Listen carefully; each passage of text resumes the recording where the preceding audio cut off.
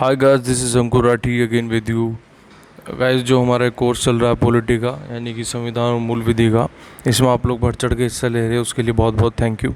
और आप लोग हमें मोटिवेट करने के लिए या इन सब चीज़ों का जो लाभ है उन लोगों के लिए जो रिमोट एरियाज़ में हैं और फाइनेंशियली वीक है, उन्हें ये सारा मटेरियल फ्री हम अवेलेबल कराने के लिए लगातार प्रयास कर रहे हैं। इस प्रयास को आप हमारे बढ़ा सकते हैं, शेयर कर सकते हैं, इसे सब्सक्राइब कर सकते हैं आप इस चैनल को, ठीक है। सोशल मीडिया वगैरह पर आप प्लीज़ शेयर कर दीजिएगा ताकि उन लोगों तक भी ये पहुंच सके।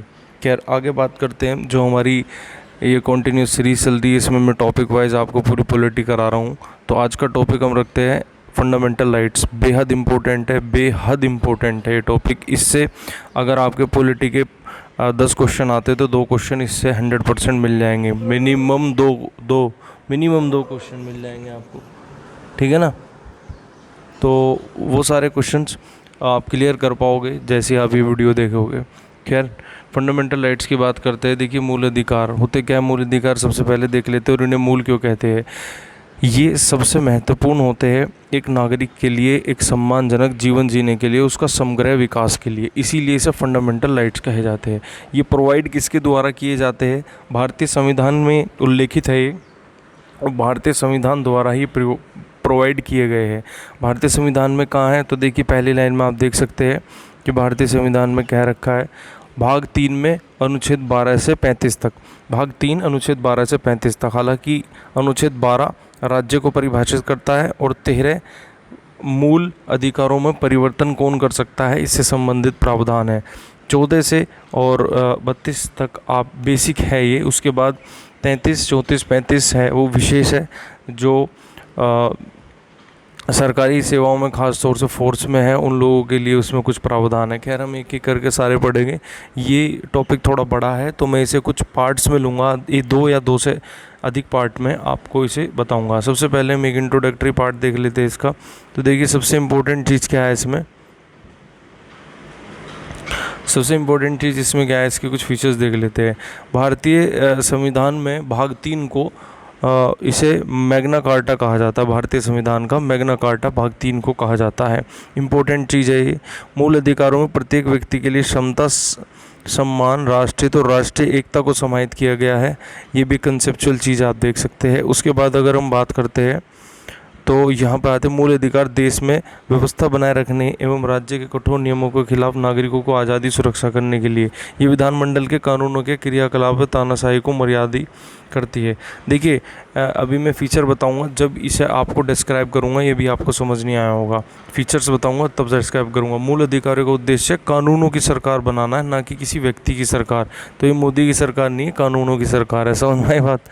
खैर, आगे चलते हैं। मूल अधिकार व्यक्तियों के चहुमुखी विकास। चहुमुखी विकास का मतलब हो गया भौतिक विकास, बौद्धिक विकास, नैतिक विकास और आत्मीय विकास। अभी मैंने बताया था ना, समग्र विकास हो सके इसीलिए आवश्यक है, इसीलिए इसे मूल अधिकार कहा गया है। खैर, तो अब बात कर लेते हैं ये मूल अधिकार हमने कहाँ से लिए। देखिए, ये अमेरिका के संविधान से लिए। सबसे पहले अमेरिका ने समग्र रूप से फंडामेंटल राइट्स को अपनाया अपने संविधान में, और वहीं से ही हमने लिए हैं। लगभग उसी को ही हमने फॉलो किया है। भारत में मूल अधिकार जो थे प्रारंभ में 7 थे, लेकिन अब क्या है, कुल मिला के अब 6 हैं। बात समझ में? पहले जो थे 7 थे, और 7वां जो आता था वो आता था right to property. Right to property भी इसमें रखा जाता था, लेकिन राइट टू प्रॉपर्टी बाद में ख़त्म कर दिया गया। 44वें संविधान संशोधन से राइट टू प्रॉपर्टी ख़त्म कर दिया गया, और अब वो एक विधिक राइट रह गया, यानी कि लीगल राइट, जिसे 300 ए अनुच्छेद 300 ए में उल्लेखित है और भाग 12 में वो उल्लेखित है। ये इंपॉर्टेंट है। वास्तव में राइट टू प्रॉपर्टी या संपत्ति का अधिकार जो है, आपसे पूछा जाए क्या है, एक विधिक अधिकार है। पहले मूल अधिकार होता था, विधिक अधिकार है। और संविधान संशोधन, जो संविधान संशोधन 44वां संविधान संशोधन है, उसके तहत इसमें बदलाव किया गया है। 44वें संविधान संशोधन से इसे हटा दिया गया है। बात समझ में? ये था राइट टू प्रॉपर्टी से रिलेटेड, और अब 300 ए में इसे जोड़ के रखा गया है। 300 ए में हमने इसे जोड़ के रखा है। और अगर भाग पूछता आपसे तो भाग 12 में इसे उल्लेखित किया गया है। यहाँ तक आपको समझ आए? क्लियर है सब चीज़ें? तो ये हुआ राइट टू प्रॉपर्टी के बारे में, मैंने आपको सारा इसमें बता दिया। खैर तो डिस्टर्बेंस हो गया, उसके लिए सॉरी, काम आ गया था कुछ। खैर आगे हम बात करते हैं 6 मूल अधिकार हैं, एक एक देखते हैं। देखिए सबसे पहला आता है समता का अधिकार यानी कि राइट टू इक्वालिटी।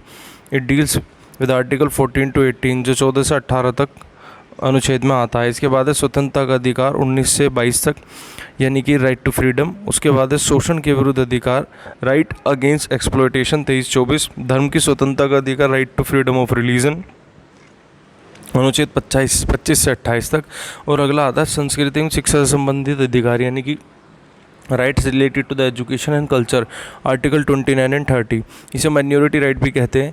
आगे लास्ट है संवैधानिक उपचारों का अधिकार यानी कि कॉन्स्टिट्यूशनल रेमेडीज़ अनुच्छेद 32 इंपॉर्टेंट है। ठीक है, पहले मूल अधिकारों की कुछ विशेषता देखते हैं। देखिए सबसे इम्पोर्टेंट, ये सबसे इम्पोर्टेंट है, ये असीमित नहीं है। इसका मतलब है सरकार इन पे युक्ति रूप से प्रतिबंध लगा सकती है। क्लियर है, राज्य प्रतिबंध लगा सकती है कानून बना के। ठीक है, तो ये है असीमित का मतलब है absolute. These rights are not absolute. State can impose a reasonable restriction on the basis of rationality. Clear है, ये सब दे रखा है, उचित कारण होना चाहिए। और ठीक है आगे चलते हैं। ये नकारात्मक है, नकारात्मक इंपॉर्टेंट है बच्चों, नकारात्मक और कुछ सकारात्मक भी है। नकारात्मक इसलिए है क्योंकि ये राज्य को रोकते हैं आपको ये काम नहीं करना जो राष्ट्र हित में या जनता के हित में ना हो। सरकार बहुत सारे काम ऐसे कर देती है जनता के हित में नहीं माने जाते, तो उन्हें रोकने के लिए ये मूल अधिकार है। अगर कोई ऐसा काम करता है तो मूल अधिकारों के तहत आप सुप्रीम कोर्ट या हाई कोर्ट में उसके खिलाफ याचिका डाल सकते हो, समझना आपने। और आर्टिकल 32 के तहत संरक्षण ले सकते हो कोर्ट की तरफ से। आगे चलते हैं, ये न्याय उचित है। न्याय उचित मतलब इन्हें कोर्ट में जाके आप लागू करा सकते हो। अगर आपका एक या एक से अधिक कोई भी मूल अधिकार अगर हनन होता है तो डायरेक्ट आप सुप्रीम कोर्ट या हाई कोर्ट जा सकते हो। आर्टिकल 32 के तहत आप सुप्रीम कोर्ट डायरेक्ट जा सकते हो और आर्टिकल 226 के तहत आप हाई कोर्ट अप्रोच कर सकते हो। इसलिए ये न्यायोचित है। बात समझ में? These are enforceable by law. English में कहे तो these are enforceable of law. If one or more law can if one or more law is violated by any person or a state, you can directly approach to the Supreme Court under Article 32 and you can directly approach to the High Court under Article 226, है ना। ये English medium में तो मैंने आपको बता दिया क्योंकि बाइलिंगुअल है। कुछ लोग सोचते होंगे सर इंग्लिश में क्यों बोल रहे हैं, इसे हिंदी में जब बता दिया। तो ये बाइलिंगुअल कोर्स है, हिंदी इंग्लिश दोनों का प्रयोग मैं यहाँ पे कर रहा हूँ। ठीक है, आगे चलते आपकी कंफर्टेबिलिटी को बढ़ाने के लिए। खैर इसमें हम आगे चलते हैं इसकी विशेषताओं में। ये स्थायी नहीं है। स्थायी नहीं है इसका मतलब ऐसा नहीं है एक बार बन गए तो बस स्थायी है, नहीं, इसमें परिवर्तन किया जा सकता है। कल याद करिए बच्चों, कल मैंने आपको बताया था अनुच्छेद 68 के बारे में थोड़ा बताया था, और जो कुछ वाद विवाद थे वो मैंने बताया था। जैसे पहला गोलकनाथ, ठीक है, शंकरी प्रसाद केस मैंने आपको बताया, केशवानंद भारती केस बताया, फिर मैंने आपको मिनर्वा मिल्सन केस बताया, और उसमें भी बताया कि केशवानंद भारती केस में कह दिया था सुप्रीम कोर्ट ने कि संसद जो है संविधान के किसी भी भाग में परिवर्तन कर सकती है, लेकिन वो भाग मूल तत्व को खंडित ना करे। मूल तत्व क्या होंगे वो मिनर्वा मिल्सन केस 1980 में बता दिया। तो देखिए ये स्थायी नहीं, इसमें चेंज कर सकती है, लेकिन चेंज इस तरीके से ना हो कि मूल ढांचे को प्रभावित ना करे। ये इंपॉर्टेंट है, आर्टिकल 368 के तहत इसमें चेंज होगा। अगला ये जो है राष्ट्रीय आपातकाल के दौरान सभी राइट जो है सस्पेंड हो जाते हैं। जब राष्ट्रीय आपातकाल यानी कि आर्टिकल 352 के तहत राष्ट्रीय आपातकाल लगता है, 352 के तहत राष्ट्रीय आपातकाल लगता है, आपको याद रखना है 352 के तहत राष्ट्रीय आपातकाल लगता है।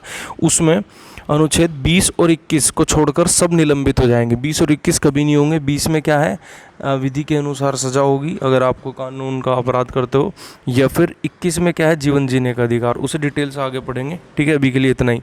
आर्टिकल 19 बात करते हैं।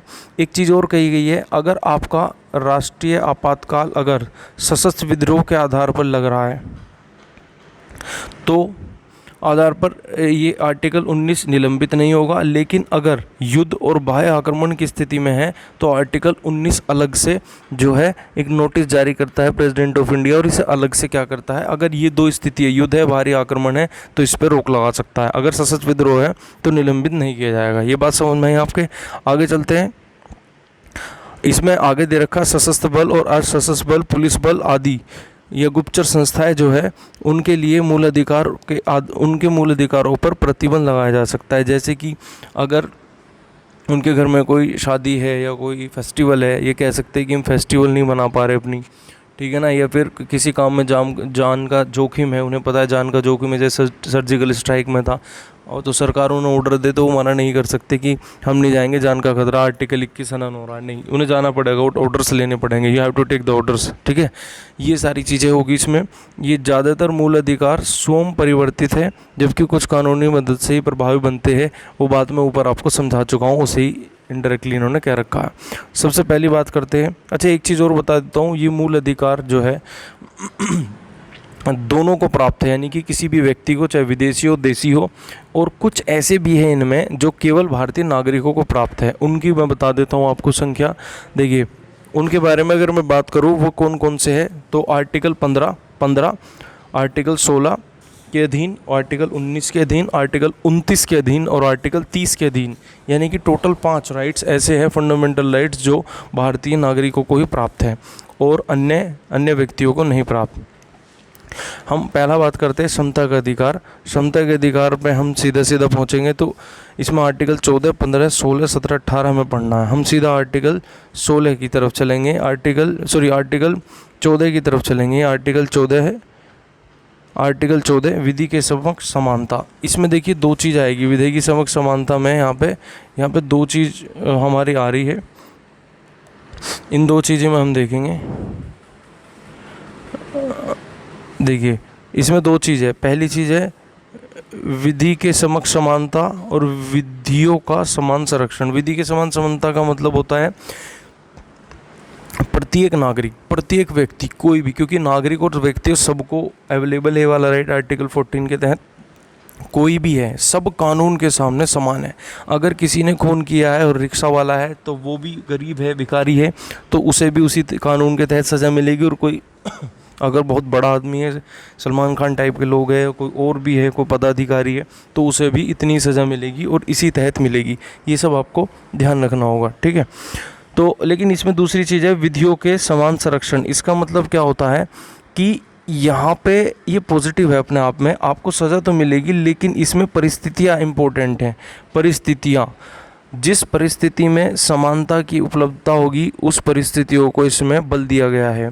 जैसे कि अगर आपने एक मर्डर किया और किसी एक आदमी ने मर्डर किया, सलमान खान ने मर्डर किया, ठीक है ना, और एक रिक्शा वाले ने मर्डर किया, गरीब आदमी ने मर्डर किया, अपनी जान बचाने के लिए मर्डर करना नहीं चाहता था, लेकिन क्या हुआ, उसे जान जाने का खतरा था, इसीलिए उसने हथियार का इस्तेमाल किया जिसमें एक आदमी की जान चली गई, ठीक है। दूसरी चीज़, नशे में आदमी गाड़ी चला रहा है और नशे में गाड़ी चलाते हुए उसने सलमान खान ने टक्कर मार दी और किसी ने विरोध करा, उसने निकाल के पिस्टल गोली मार दी उसमें, तो दोनों ने मर्डर किया है, लेकिन सरकमस्टेंसेस परिस्थितियाँ अलग हो गई, तो अलग परिस्थितियों में अलग तरीके से ही टैकल किया जाएगा।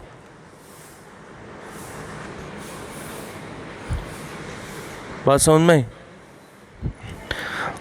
में आई ना, ये सारी चीज़ें हैं इसमें। अगला चलते हैं, ये सब हमने देख लिया। हाँ, इसमें कुछ और इम्पोर्टेंट चीज़ें थी, देखिए दो चीज़ मैंने आपको बता दी, लेकिन इसके कुछ अपवाद है। अगर मैं देखता हूँ तो इसमें कुछ अपवाद है। ये कानून, ये जो मूल अधिकार है, इसमें कुछ अपवाद दिए गए हैं बच्चों। ये अपवाद क्या है देखते हैं। देखिए पहली चीज़ क्या है इसमें, पहली चीज़ राष्ट्रपति और राज्यपाल, जो भारत का राष्ट्रपति है और जो राज्यपाल है वो किसी भी न्यायालय में जवाबदेही नहीं होगा, उसे जवाब के लिए नहीं बुलाया जा सकता है। गवर्नर राज्य का और राष्ट्र का राष्ट्रपति। दूसरी चीज़ क्या है, उसके विरुद्ध जब वो पद पे उस पर दंडनीय कार्रवाई प्रारंभ नहीं की जा सकती, यानी कि क्रिमिनल केस उसके फाइल नहीं किया जा सकता। लेकिन अगली चीज़ क्या होता है, लेकिन एक बात बता दूँ, सिविल केस उस पर हो सकता है, उसमें 2 महीने की नोटिस जाती है, उस नोटिस का टाइम पीरियड ख़त्म होने के बाद 2 महीने बाद उस पर सिविल केस की कार्रवाई हो सकती है। राज्यपाल राष्ट्रपति की पदावधि के दौरान उसकी गिरफ्तारी या कारावास उसे नहीं दिया जा सकता, कि प्रक्रिया प्रारंभ नहीं की जा सकती। बात समझ में। और जो वो पद पर रहते हुए अपने पद के अनुसार, पद की गरिमा को देखते हुए जो कार्य कर रहा है, उसे कोर्ट में जो क्या है, उसके लिए कोर्ट में नहीं खींचा जा सकता। ये सारी चीज़ें राष्ट्रपति कार्यकाल के दौरान जो है व्यक्तिगत सार्थक से किए गए कार्य के लिए किसी न्यायालय या दीवानी मुकदमे नहीं चला जा सकता। व्यक्तिगत अगर वो काम कर रहा है अपने, तो सार्थकता को बनाए रखने के लिए उसमें मुकदमा उस पर दर्ज नहीं होगा। खैर, ये सारी बातें दे रखी है, इससे ज़्यादा इम्पोर्टेंट ज़्यादा आपको डिटेल से नहीं पढ़ना, एक बार देख लेना है कि जो सदन में जो लोग हैं दोनों सदनों में, जब वो सदन में चाहे विधायक हो चाहे एमपी हो, जब वो सदन में है तो सदन में वो किसी भी कोर्ट के प्रति उत्तरदायित्व नहीं होगा। ये फौजदारी मुकदमा, दीवानी मुकदमा, जब वो कोर्ट में जब वो सदन में अपनी बात कह रहा है या उसे प्रसारित कर रहा है तो उसके लिए उसे कोर्ट में नहीं खींचा जा सकता, मानहानि वगैरह का दावा उसमें नहीं हो सकता अगर वो बहस में हिस्सा ले रहा है। ठीक है, ये सारी चीज़ें दे रखी है, आप देख सकते हैं इसमें। इसके अलावा विदेशी संप्रभुत शासक, राजदूत, कूटनीतिक व्यक्ति दीवानी और मुकदमे नहीं चला जा सकते। कोई विदेश से कोई आया है, डोनाल्ड ट्रंप को कह दिया कि कोरोना फैलाया, इसमें मुकदमा दर्ज करो, ऐसे नहीं हो सकता।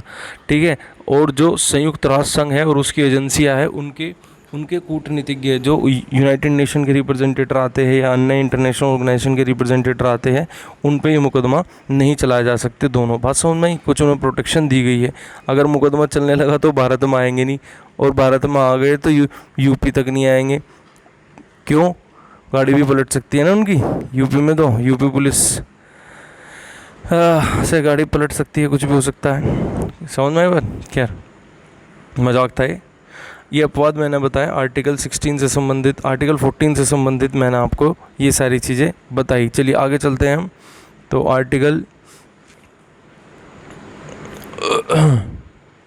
आर्टिकल 15 की बात कर लेते हैं। देखिए बच्चों, इसमें 15 में क्या क्या रखा है, सीधी सी बात है।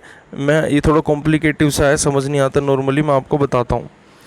इसमें क्या रखा है कि अनुच्छेद 15 यह व्यवस्था दी गई कि राज्य किसी नागरिक के साथ केवल धर्म, जाति, यहाँ पे केवल शब्द बहुत इंपॉर्टेंट है, केवल धर्म, जाति, मूल वंश, लिंग, जन्म स्थान के आधार पर विभेद नहीं करेगा। कोई नागरिक केवल धर्म, मूल, जाति के आधार पर इन सब के आधार पर किसी दुकान, सार्वजनिक भोजनालय, होटल, सार्वजनिक मनोरंजन के स्थानों में प्रवेश आप बिल्कुल नहीं रोक सकते उसे। जो सार्वजनिक स्थान है, जैसे कुएं से पानी लेना, तालाबों से पानी लेना, स्नानाघाट लेना, ठीक है, उसके लिए आप उसे नहीं रोक सकते, बाध्य नहीं कर सकते, उस पर रोक नहीं लगा सकते। इनके आधार पे, जाति, धर्म आदि के आधार पे, यहाँ पे केवल इम्पोर्टेंट है। केवल इम्पोर्टेंट इसीलिए है क्योंकि राज्य को इस केवल का इस्तेमाल करके कुछ अधिकार दिए गए हैं। राज्य को कुछ अधिकार है, वो लिंग, जन्म, जाति के आधार पे ऐसे लोग जो गरीब है या कमज़ोर है, वीकर सेक्शन जिन्हें कहा जाता है, SC, ST और OBC जिनमें आते हैं, उनके लिए कुछ अलग प्रावधान बना सकता है। इसके अलावा कुछ और वर्ग जो कमज़ोर वर्ग है, जैसे वुमेन, चिल्ड्रन और सीनियर सिटीज़न, उनके लिए भी वो कुछ विशेष प्रावधान बना सकता है। तो इसमें ये बात कही गई है कि राज्य को ये अधिकार दिया गया है। और ये जो केवल शब्द है, इसका बड़ा महत्व है। केवल धर्म के आधार पे नहीं, केवल ऐसा नहीं है कि एक हिंदू है, एक मुस्लिम है, तो हिंदू को पानी भरने दिया जा रहा है, मुस्लिम को नहीं, ऐसा नहीं है। हाँ, ये हो सकता है कि किसी धर्म के आधार पर नहीं, एक अगर कोई किसी बीमारी से पीड़ित है, उसे अलग करके रखा जा सकता है। जैसे कोरोना में आप देख रहे हो, आइसोलेशन में रखा जा सकता है, पुलिस उठा के ले जाती है या हेल्थ वर्कर जो है वो ले जाते हैं और बंद कमरे में रखते हैं। तो उसमें ये क्या है, एक विशेष परिस्थितियाँ है जिसमें राज्य आपके भलाई के लिए ही काम कर रहा है, तो वो इसमें अपवाद रखे गए हैं। यहाँ केवल का मतलब ये है, आप समझ गए होंगे, बात समझ में आई। इसके अलावा मैं आपको बता देता हूँ, इसमें राज्य को, मैंने जैसे बताया, राज्य को इसमें कुछ शक्तियाँ प्राप्त है। अपनी सुविवेक की शक्ति के तहत राज्य जो है, ऐसे लोग जो आर्थिक रूप से या शैक्षणिक रूप से जो कमज़ोर है वो, और समाज का कुछ कमज़ोर वर्ग जैसे महिलाएं, बच्चे और बूढ़े, इसके अलावा जो और पिछड़ा वर्ग है जैसे कि SC, ST, उन लोगों के लिए रिजर्वेशन का प्रावधान इसमें है। सार्वजनिक स्थानों में रिजर्वेशन उनके लिए रखा गया है। फॉर एग्जांपल, महिलाएं पार्क अलग होती है जिसमें पुरुषों की एंट्री नहीं होती है, प्रोहिबिटेड है उसमें, ठीक है। और एग्जाम्पल अगर मैं लेता हूँ तो देखिए, एक सबसे अच्छा उदाहरण है, जितने भी शिक्षा संस्थान हैं उसमें जो आरक्षण की व्यवस्था की गई है, चाहे प्राइवेट हो या सरकारी हो, क्योंकि ये प्राइवेट और सरकारी दोनों पे लागू होता है ये वाला अनुच्छेद, तो इसी आर्टिकल के तहत रखा गया है। आपको याद होगा, OBC कोटा जो है IIT, IIM, इन प्राइवेट संस्थाओं में भी खोल दिया गया था, जिसका एक बड़ा विरोध हुआ था, और 27% आरक्षण इसमें दिया गया था। यहाँ पे एक चीज़ और है कि इसमें रिजर्वेशन SC, ST और OBC 3 को दिया गया है। SC ST को बिना किसी शर्तों के, और OBC को एक शर्त दी गई है। क्या शर्त दी गई है बच्चों? वो है क्रीमी लेयर। क्रीमी लेयर मतलब ऐसी कोई जाति जो OBC में आती है लेकिन उनकी आज के समय में सालाना आमदनी 8 लाख, सालाना आमदनी एनुअल इनकम 8 लाख या उससे अधिक की है, उसे OBC के तहत रिजर्वेशन नहीं दिया जाएगा। इसे बोलते हैं क्रीमी लेयर। बात समझ में आई? आगे हम मंडल आयोग की बात करेंगे जब आपको चीज़ें थोड़ी सी समझ आएगी। तो आर्टिकल 16 पे हम सीधा मूव करते हैं बिना टाइम वेस्ट किए।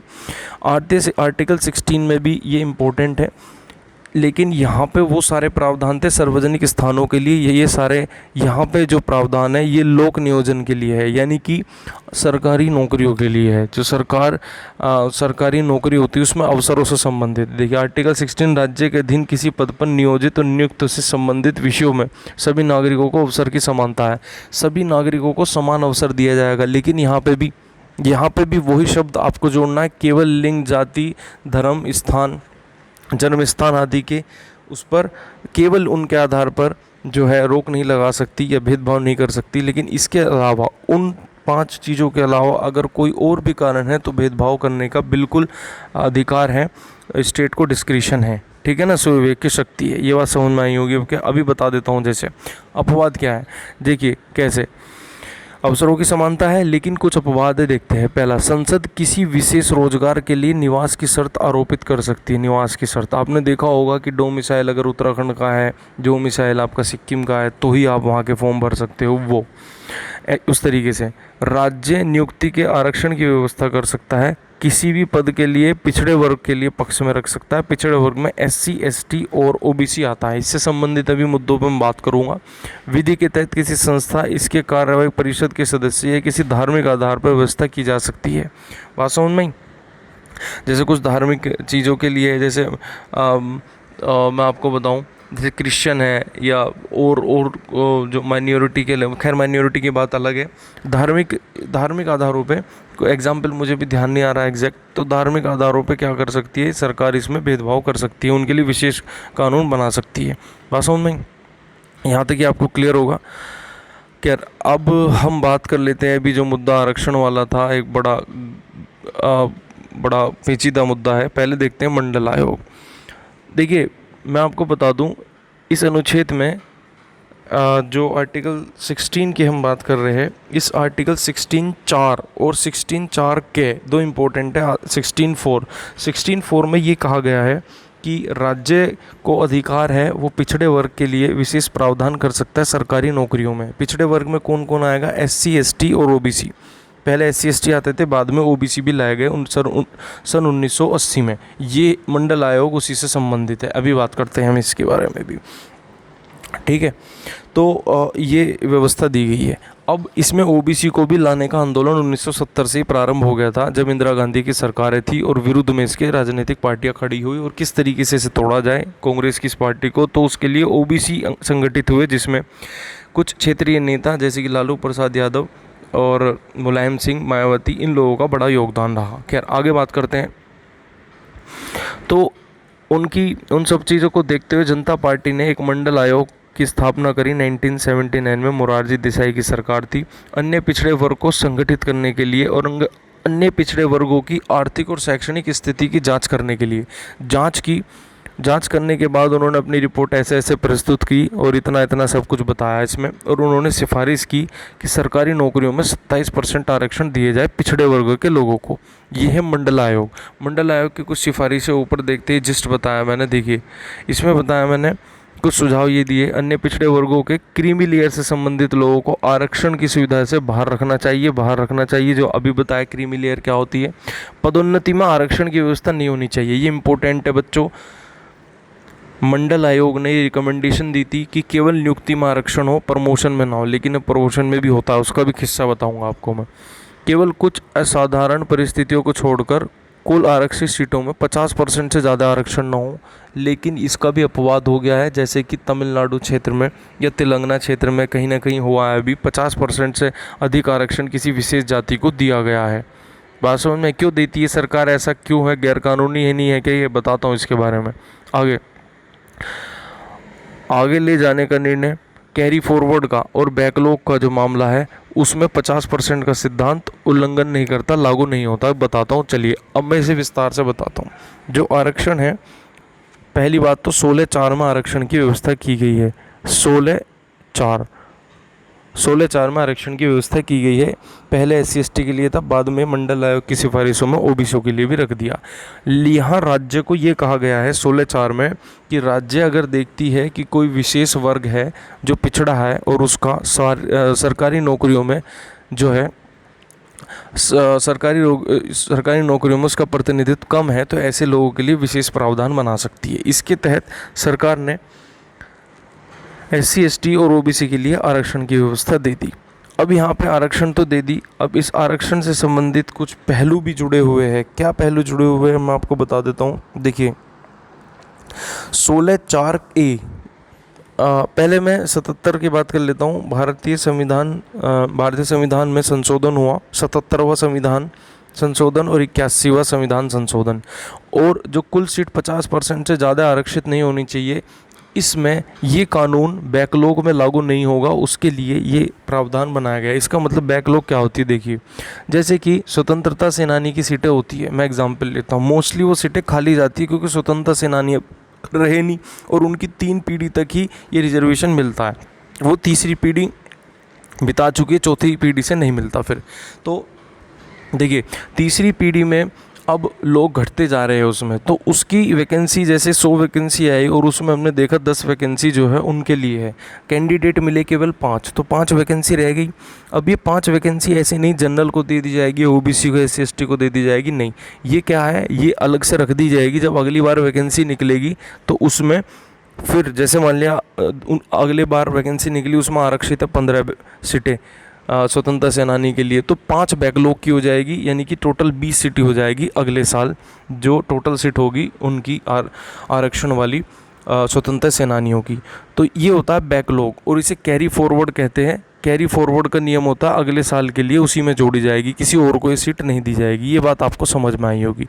तो ये जो संविधान संशोधन 77 और 81 को इसीलिए संविधान में संशोधन किया गया था। सुप्रीम कोर्ट की कुछ निर्णय थे, उन निर्णय के बाद विधायिका ने ये निर्णय लिए थे कि किस तरीके से बैकलॉग और कैरी फॉरवर्ड की वैकेंसीज़ में अपना अधिकार जमा कर रखे जाए और इनको संरक्षित किया जाए। इसके अलावा अब बात कर लेता हूँ रिजर्वेशन में।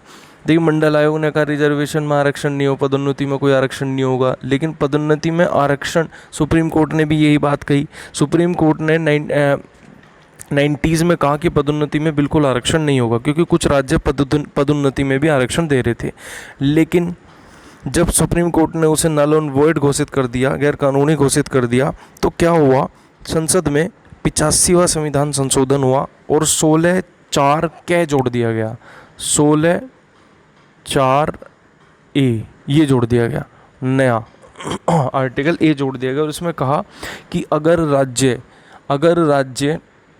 चाहे तो रिजर्वेशन दे सकता है प्रमोशन में भी SC/ST और OBC के लिए। उसके बाद रिजर्वेशन की होड़ लगी और आज सभी राज्यों में पदोन्नति में भी रिजर्वेशन है।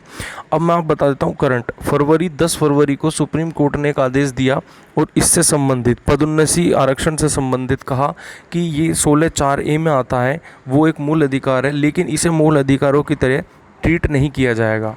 और ये भी कहा कि जो राज्य जो है अगर प्रमोशन में आपको रिजर्वेशन देता है तो उसकी सबसे पहली नैतिक जिम्मेदारी ये बनती है कि वो इस चीज़ का सर्वेक्षण करे, यानी कि उसकी फैक्ट और फिगर सबसे पहले निकाले। क्या उन्हें जिन्हें रिजर्वेशन दिया गया है प्रमोशन में, क्या उनका इक्वल रिप्रेजेंटेशन या सफिशिएंट रिप्रेजेंटेशन उस पद पे है या नहीं, यह उन्हें दिखाना होगा।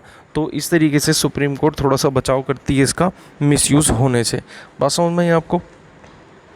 ये सब चीज़ समझ में आई होगी आपको। जो OBC का मैंने आपको बताया था, OBC की क्रीमी लेयर को कोटा नहीं मिलेगा।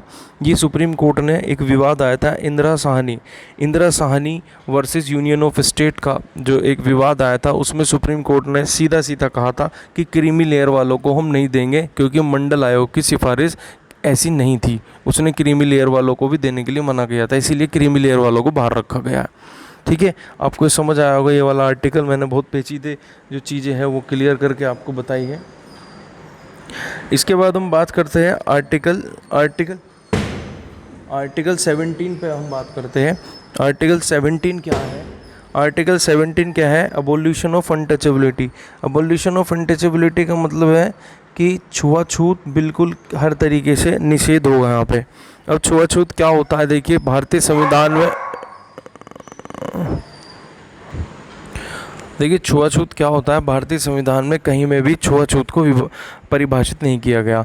केवल एक एक्ट है जो civil right act 1955। Civil right act 1955 में छुआछूत को जो डिफ़ाइन किया गया है और कुछ चीज़ें बताई गई है कि ये चीज़ें जो होगी ये सारी छुआछूत में आएगी। जैसे कि किसी को पानी भरने से रोकना, जैसे कि किसी को अस्पृश्यता की अलग से अलग रखना। हालांकि कोरोना में सबको अलग रखा गया है और सोशल डिस्टेंसिंग रखी गई है, ये एक अपवाद है, ये जनहित के लिए है, एक बीमारी है इसीलिए। अदरवाइज नॉर्मल आदमी को आप ये नहीं कह सकते अलग रहें, इससे टच मत करो, इसके साथ मत रहो। ये छुआछूत की सारी चीज़ें हैं, ठीक है। ये सारी चीज़ें अस्पृश्यता में आती है। तो अस्पृश्यता हर रूप में जो है बच्चों एक अपराध है, घिनौना अपराध है, संघीय अपराध है। और अगर इसमें एक चीज़ और बता देता हूँ, अगर कोई विधायक या कोई मंत्री या कोई एमपी अगर इस मुकदमे में फंस जाता है, अस्पृश्यता के मुकदमे पे, सिविल राइट एक्ट के तहत, ये रहा सिविल राइट एक्ट, इसे बाद में SC/ST एक्ट के रूप में भी जाना जाता है। सिविल राइट एक्ट एक अलग है, SC/ST एक्ट एक अलग है, लेकिन सिविल राइट एक्ट से ही निकल के आया है, उसकी अवधारणा से ही निकल के आया है SC/ST एक्ट। तो SC/ST एक्ट या सुरक्षा जो सिविल राइट एक्ट है 1955, उसके तहत अगर उसे सज़ा हो जाती है तो वो चुनाव भी नहीं लड़ सकता, पूरी तरीके से बैन लगा दिया जाता है उस पर। तो ये ख़तरनाक है। खैर, इसमें ये सब कुछ दे रखा है, आप देख सकते हैं क्या क्या स्पर्शता की बात कही गई है, सिविल राइट एक्ट में परिभाषित कर रखा है, ये आप देख सकते हैं, ठीक है। इस आर्टिकल में 17 में यही था। 18 आर्टिकल में चलते हैं हम सीधा। आर्टिकल 18 में कहता है उपाधियों का अंत। पहले तो देख लेते हैं उपाधि क्या होती है। देखिए, मैं आपको बता देता हूँ, इसमें क्लासिफिकेशन ऐसे नहीं दे रखा। उपाधि दो तरह की होती है, एक तो होता है ऑर्डिनरी उपाधि और दूसरी होती है मेरिट बेस, ठीक है ना। ऑर्डिनरी उपाधि क्या होती है? जैसे आपको टाइटल दे दिया जाता है, उस ऑर्डिनरी में भी दो होती है, ठीक है। दो होती है, कौन कौन सी? पहली जो हेरिडिटरी होती है, जैसे कि पहले बॉस होती थी, सर होती थी, लॉर्ड की उपाधि होती थी, वो कम्प्लीटली बैन है, ना आप लगा सकते, ना यूज़ कर सकते हो, ना किसी को दे सकते हो, कम्प्लीटली बैन है वो। दूसरी कैटेगरी इसी के अंदर आती है ऑर्डिनरी में, वो होती है ऐसी जो आप ग्रहण तो कर सकते हैं, आप उसे ग्रहण कर सकते हो, लेकिन वो आपकी विशेषता के आधार पर आपको दी जाती है, ना कि आपके वंशों के आधार पे। जैसे कि मैं एक एग्जांपल लेता हूँ, जैसे पद्म भूषण, पद्म विभूषण, ये सारी है, ये मेरिट के बेस पे। आप कुछ अच्छा काम करते हो जब भी तो आपको पद्म भूषण, पद्म विभूषण, पद्म श्री, भारत रत्न ये सब मिलते हैं। ये सारी उपाधि सरकारी उपाधियाँ हैं और ये आपको अपने अच्छे कर्म के लिए मिली है, आपको अपनी मेरिट्स के लिए मिली है, इसीलिए आप उन्हें लगा सकते हो। हालांकि इसमें भी क्या है, कुछ अपवाद है, जैसे कि आप ये उपाधि धारण करते हो लेकिन अपने नाम के सामने कभी नहीं लगा सकते। आप ऐसे नहीं लगा सकते जैसे मेरा नाम अंकुर राठी और मुझे भारत रत्न मिल जाए, मैं लगा लूँ भारत रत्न अंकुर राठी, नहीं, बैन है, पूरी तरीके से बैन है। अपने नाम के आगे इस्तेमाल नहीं करते, क्योंकि ये इसलिए बैन है, ये ऐसा दर्शाएगा कि मैं कुछ विशेष हूँ इस समाज में, और ये समाज में द्वंद्व पैदा करेगा, छोटा बड़ा, ऊंच नीच, अस्पष्टता इन सबको बढ़ावा दे सकता है, इसीलिए बैन है। अगली आती है तीसरी कैटेगरी की, वो आती है बच्चों educational merit base. Educational merit मतलब जैसे कि आपने MBBS क्लियर करी या PhD करी तो आप डॉक्टर लगा सकते हो, और इसमें ये रोक नहीं है कि आप अपने नाम के आगे उस शब्द का प्रयोग नहीं कर सकते, बिल्कुल नहीं है ऐसा। आप DR डॉक्टर लगाते हैं लोग, अपने नाम के आगे लगा सकते हैं। ऐसे ही इंजीनियर होता है, वो अपने नाम के आगे ER लगा सकते हैं। ऐसे ही बच्चों MBA वगैरह होते हैं, CA होते हैं, जितने प्रोफेशनल कोर्सेज होते हैं वो अपना टाइटल लगा सकते हैं, CA फलाना फलाना, CA ये, ठीक है ना।